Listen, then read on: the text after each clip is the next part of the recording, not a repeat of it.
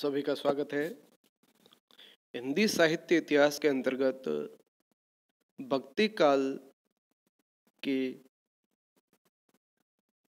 सगुण भक्ति धारा, जिसमें राम भक्ति काव्य धारा के प्रतिनिधि लोकप्रिय लोकनायक कवि तुलसीदास कृत रामचरितमानस के अयोध्या कांड के विभिन्न पदों का हमने पाठ किया है और इसी श्रृंखला को आगे बढ़ते हुए आज हम एक अन्य पद का पाठ करेंगे।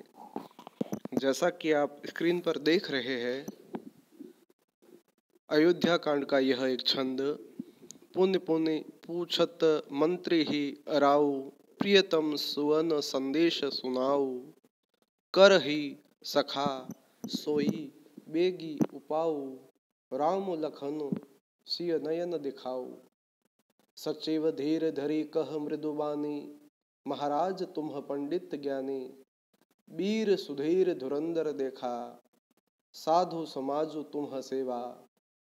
जन्म मरण सब सुख दुख भोगा, हानि लाभु प्रिय मिलन वियोगा। काल कर्म बस हो ही गोसाई, बरबस रात दिवस की नाई। इससे आगे की स्क्रीन पर भी इस छंद की पंक्तियां हैं, वो हम आगे पढ़ेंगे। तो इस छंद की पृष्ठभूमि में हम यह पढ़ते समझते हैं कि यह गोस्वामी तुलसीदास कृत रामचरितमानस के अयोध्या कांड से उद्धृत है और तुलसीदास जी ने श्री राम, सीता और लक्ष्मण को छोड़ने गए, चित्रकूट में छोड़ने गए सुमंत्र तथा राजा दशरथ के मध्य जो संवाद होता है, वो जीवंत संवाद यहाँ प्रस्तुत करने का एक कृत्य हुआ है। तो प्रथम जो पंक्ति है, पुण्य पुण्य पूछत मंत्री ही राउ, प्रियतम सुवन संदेश सुनाओ। बार बार पुण्य पुण्य बार बार अपने मंत्री सुमंत्र को राजा दशरथ अपने पुत्रों के बारे में, अपनी बहू के बारे में पूछते हैं और कहते हैं कि हे प्रियतम, मेरे राम, लक्ष्मण और बहू सीता का संदेश सुनाओ। वह व्याकुल है, वे विरह में व्यथित है, भावुक है। कर ही सखा सोई बेगी उपाऊ, राम लखन सिय नयन दिखाऊं। हे सखा सुमंत्र, जल्दी से जल्दी कुछ ऐसा उपाय करो कि मैं अपने नेत्रों से अपने राम, लखन और सीता को देख पाऊं। सचिव धीर धरी कह मृदुबानी, महाराज तुम पंडित ज्ञानी। सचिव सुमंत्र ने धैर्य धारण करते हुए धीरे धीरे अपनी मीठी वाणी से महाराज दशरथ को कहा कि हे महाराज दशरथ, आप परम ज्ञानी हैं, परम पंडित हैं, आप सारी जो चीजें आप सर्वज्ञ है, सभी जानते हैं। वीर सुधीर धुरंधर देखा, साधु समाज तुम सेवा। आप अत्यंत ही संयमी व्यक्ति है, धैर्य को धारण करने वाले हैं। आपने साधु समाज की सेवा की है, आप शूरवीर है और सर्वश्रेष्ठ धैर्यवान पुरुषों में आप सदैव श्रेष्ठ है। आपने सदैव ही संत साधुओं, उनके साधु समाज की सेवा सेवन किया है। जन्म मरण सब दुख सुख भोगा, हानि लाभ प्रिय मिलन वयोगा। हे स्वामी, सांसारिक जीवन में ये जन्म और मरण, सुख दुख, ये तमाम जो भोग है, लाभ, ईर्ष्या, हानि, अपना पराया और अपनों से मिलना बिछड़ना, ये सभी जो भावनाएं, जो संवेदनाएं हैं, वो काल और धर्म के अनुसार बनती बिगड़ती रहती है। ये समस्त जो क्रियाएं हैं, ये काल और कर्म धर्म के अंदर अधीन रहती है।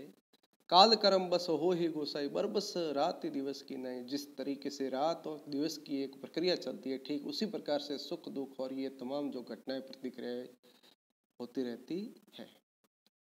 सुख हरस ही जड़ दुख विलखा ही, दो समधीर धर ही मन माई।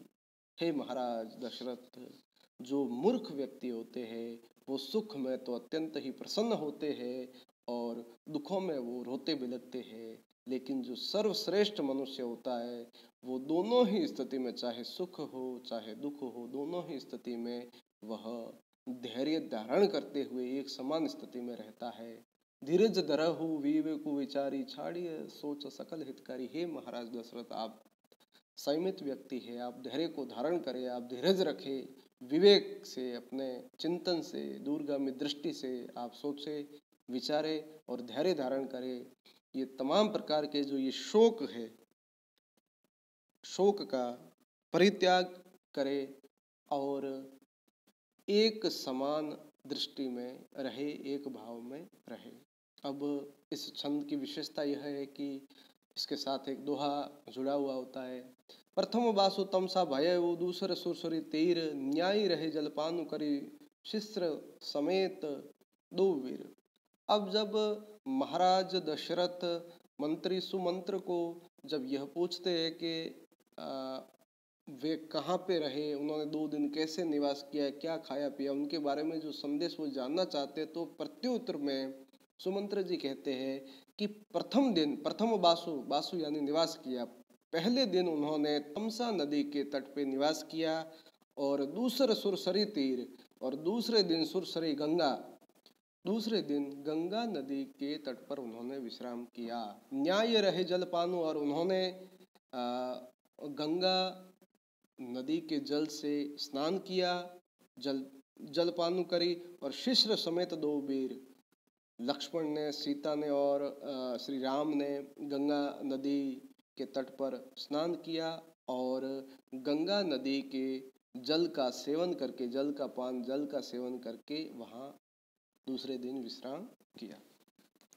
तो इस प्रकार से इस छंद की जो भाषा है वो अत्यंत ही सरस है और सरल है, और जो श्री राम, सीता और लक्ष्मण के वनवास का जो प्रस्थान और वहाँ का जो संदेश है उस संदर्भ में है, जो दशरथ और सुमंत्र के मध्य संवाद होता है, और वहाँ वनवास का जो जीवन है उसके बारे में जो उन्होंने बात की है, और भाषा कला पक्ष के दृष्टिकोण से देखें तो इसमें अनुप्रास अलंकार है और उपमा अलंकार का प्रयोग किया गया है। इससे अगले के वीडियो में हम अन्य पद पढ़ेंगे। आप सभी के लिए शुभकामनाएं। बहुत बहुत धन्यवाद।